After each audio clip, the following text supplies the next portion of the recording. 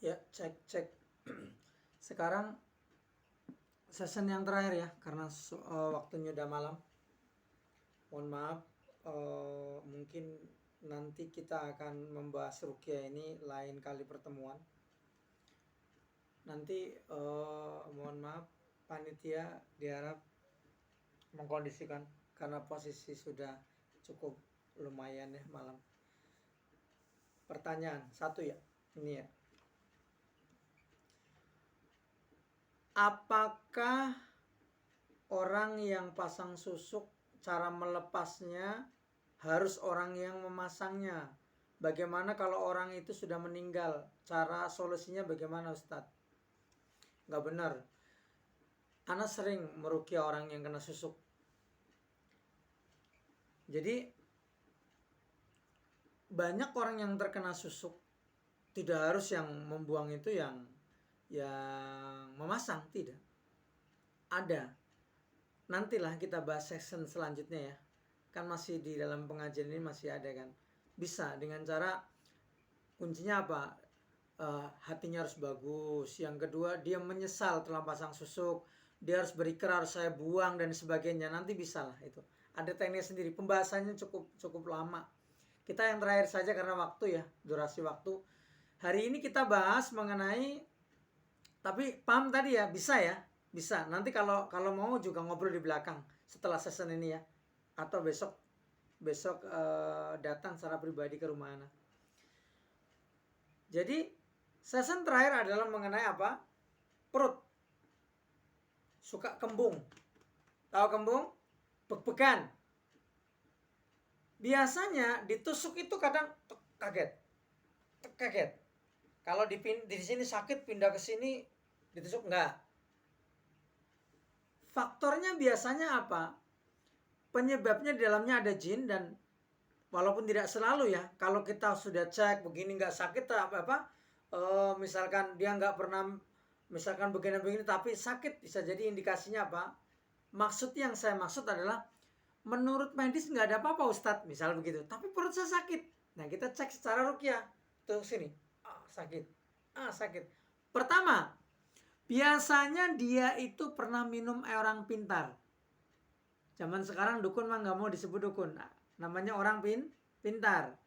Datang ke orang pintar, bilang, "Mbah, saya minta air buat supaya dagangan saya lancar." Nggak boleh. Ya yulatina manusta'anu bisabri wasalah. Mintalah kepadaku dengan sabar disertai sholat. Pertama dasarnya sabar, tapi wajibnya sholat. Ini harus dipahami ya. Kemudian biasanya dia pernah mengamalkan amalan-amalan yang sifatnya dimasukkan ke dalam perut. Minum tiner, minum padi, makan gabah kalau orang Jawa bilang. Terus minum air sendang. Nih yang mohon maaf yang suka ke kuburan, ngalap berlebihan ngambil air tujuannya buat bukan karena Allah, ini juga berbahaya ini. Terus kemudian apa? Mohon maaf, tenaga dalam yang dimana ada amalannya, ada bacaan-bacaan yang menyelisih daripada Al-Quran dan Sunnah, dan tujuannya bukan karena Allah. Karena makanya para sahabat kalau perang tuh tekniknya teknik apa? Teknik perang saja. Bahkan guru Ana sangat ngelarang keras kalau ada tenaga dalam yang ada amalan-amalan ritualnya nggak jelas. Sabuk sekian harus ngambil kain kapan, sabuk sekian harus bertapa di Parangtritis misalkan. Mohon maaf, ini nggak boleh. Mengakibatkan perut senep tanpa disadari ulah kita, ulah di sendiri. Kira-kira jamaah paham ya?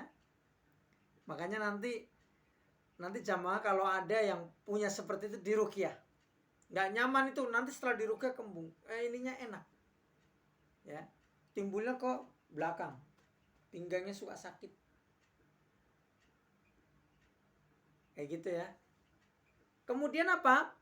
Biasanya minum air yang dimana air itu misalkan dibacakan sesuatu, misalkan ngumpul berapa orang ngaji atau apa, tapi setelah ditaruh di tengah lah, itu sebenarnya benar air ruqyah misalkan ditiup, tapi bagi yang menerimanya pulang ke rumah ngomong gini, nih minum air ini biar kamu kerjanya lancar, itu juga berbahaya. Nggak boleh. Timbulnya apa? Sakit. Saya juga pernah meruqyah. Di perut itu apa? Orang yang minta air kepada orang pintar lah ya. Karena untuk apa? Obat. Nah, ini yang sering terjadi. Makanya siapa saja yang berobat tidak syar'i bukan menghilangkan jin yang di dalamnya, malah menambah jin. Itu yang sering terjadi. Nah, sekarang pertanyaannya, Pak Ustadz, bagaimana cara membuangnya? Ya kan? Cara membuangnya sama, berikrar. Makanya kolbunya dibagusin dulu. Banyak orang-orang yang minum air supaya dari sendang ini atau biar kebal. Saya selalu mengatakan berulang-ulang, watiullah wa rasul la'allakum turhamun. Setelah Allah itu Rasul. Allah itu Rasul, bukan ustadz, bukan dukun, bukan kiai, bukan rozikin, bukan siapapun. Watiullah wa rasul la'allakum turhamun. Setelah Allah itu Rasul, tapi Rasul tidak kebal, tidak sakti. Perang dia terluka. Maka kalau ada orang sakti berulang-ulang ditolong jin, diruqyah. Kembali ya, cara menghilangkannya dengan cara berikrar. Ya Allah, saya melepaskan diri saya. Saya berlepas diri dari amalan minum air-air orang pintar. Minum air-air yang tidak syar'i. Minum air-air yang tidak diridhoi Allah. Minum air-air yang niatnya salah, bukan mengharap ridho Allah, tetapi hanya untuk dunia. Ya Allah, saya buang amalan ini semuanya. Kalau ada yang lupa sebutin lagi. Bila perlu sekali masih kurang, ini ternyata setelah diruqyah sininya masih ada, sebutin lagi, apa lagi nih, gitu kan? Kayak gitu. Biasanya kalau memang ini nggak perlu ditarik juga mudah muntah. Tapi kalau susah ditarik muntah. Nah, gitu ya.